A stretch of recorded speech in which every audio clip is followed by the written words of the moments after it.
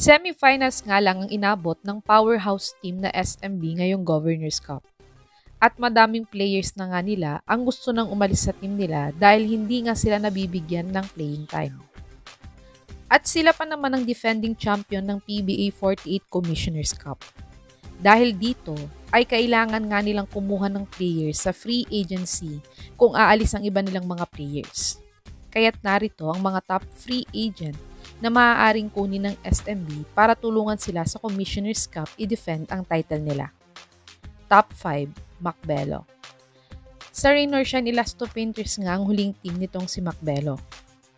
At pagkatapos nga niyang ma-release sa Rain or Shine, ay naglaro siya para sa Zamboanga Valientes para sa 2024 The Asian Tournament. At dito nga ay nag-champion sila kasama ang former NBA star na si DeMarcus Cousins.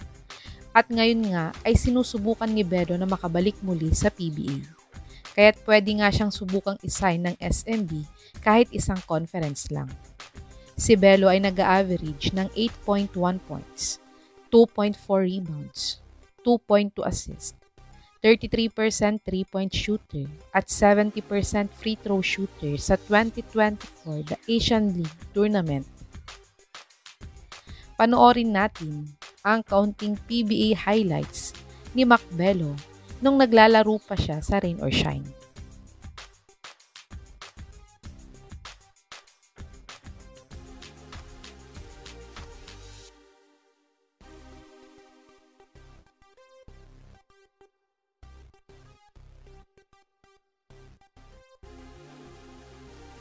Top 4, Carl Brian Cruz. Si Cruz nga ay former player ng TNT Tropang Giga. Pero hindi na nga siya sinain muli ng TNT last PBA 48 season. Kaya't siya nga ay naglaro sa Manila Stars, isang team sa MPBL. At ngayon nga ay laglag na sa MPBL playoffs ang team niya. At siya nga ay umaasang makakabalik pa sa PBA. At isa nga siya sa mga pwedeng isign ng SMB kung kailangan nila ng role player sa team nila. Si Cruz ay nag-average ng 10.6 points, 6.6 rebounds, 2.3 assists, 0.6 steals, 0.5 blocks, 32% 3-point shooter at 77% free throw shooter sa kanyang MPBL 6th season. Panoorin natin ang kaunting MPBL highlights ni CBC sa Manila Stars.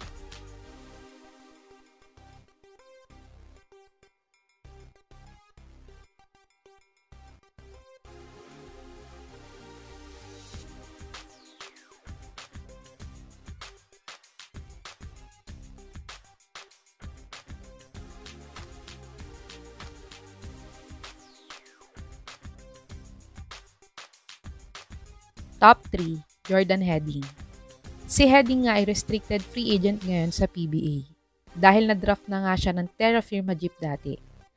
Pero hindi pa naman siya naglalaro dito kahit isang beses.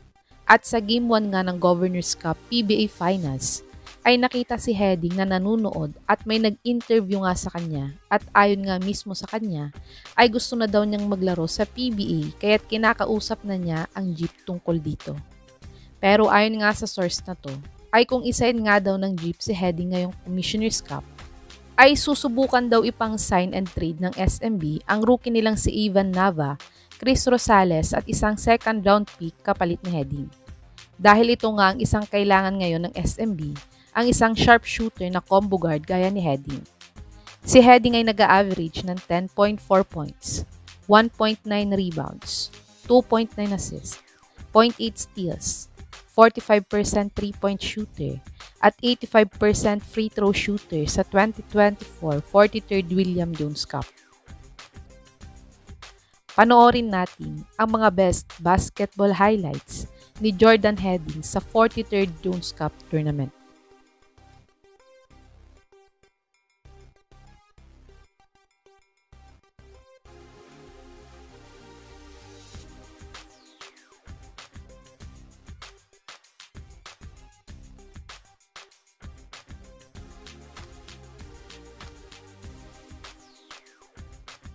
Top 2, Greg Slaughter.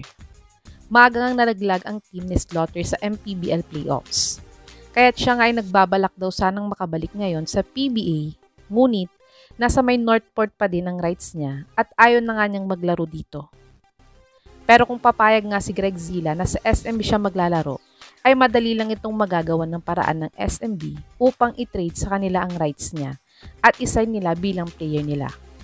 At dito nga ay magkakaroon ng malaking twin towers ang SMB between Junmar Fajardo at Greg Slaughter.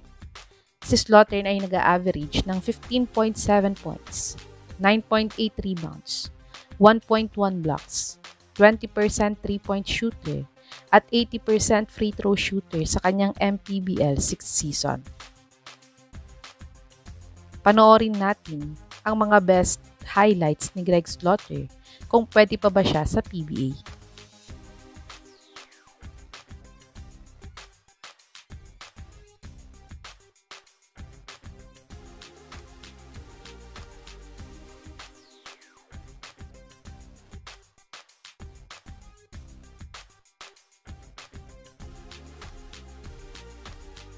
Top 1, Troy Rosario. Si Rosario nga ang latest unrestricted free agent ngayon sa PBA. At 3 teams na nga ang kumakausap sa kanya, pero hindi pa nga siya nakakapagdesisyon dahil hinihintay nga niya ang pakikipag-meeting sa kanya ng SMC management. At this week nga ay nangako ang SMC director na si Boss Al Francis Chua na makikipag-meeting na sila kay Rosario. At dito nga ay pwedeng hilingin ng SMB management kay Boss Al Francis na sa SMB na lang nila ilagay si Rosario kung sakaling sa SMC nga gustong mag-sign ni Rosario. Si Troy Rosario ay nag-average ng 13.5 points, 6 rebounds, 1.4 assists, 0.8 blocks, 35% 3-point shooter, 77% free throw shooter this PBA 49th Governors Cup. Panoorin natin ang pinakahuling basketball highlights sa Blackwater bossing ni Troy Rosario this PBA 49th Governors Cup.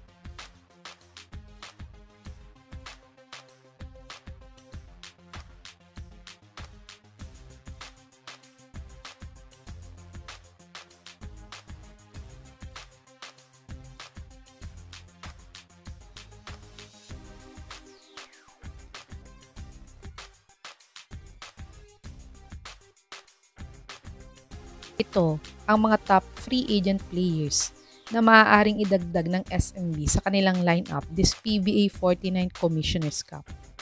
Sa tingin niyo mga kababos, sino sa mga players na to ang pwedeng tumulong sa SMB i-defend ang title nila sa Commissioners Cup? I-comment niyo na po yan sa baba.